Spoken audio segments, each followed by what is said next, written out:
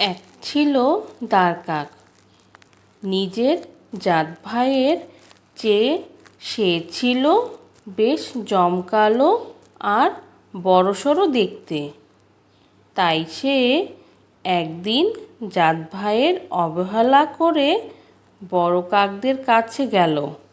গিয়ে বলল, ভাই, আমি তোমাদেরই একজন, আমাকে তোমাদের দলে নাও। কাকের দল দেখল তাদের সঙ্গে এর কোনো কিছুতেই মিল নেই, না চেহারায় না গলার স্বরে। অতএব কাকের দল দাঁড়কাককে বলল, যাও যাও, দূর হও এখান থেকে, বেশি ফ্যাচ না করে এখান থেকে মানে মানে কেটে পড়ো তো। কাকের দলের কাছে আঘাত পেয়ে দাঁড়কাকটা যখন তার জাত ভাইয়ের কাছে ফিরে এলো, তখন তারাও তাকে দূর দূর করে তাড়িয়ে দিল।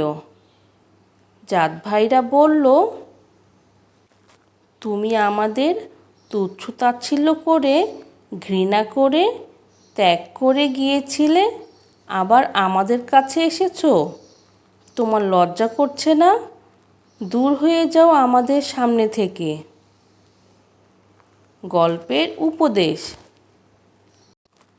নিজের বংশ পরিচয় দিতে কোনো সংকোচ করতে নেই।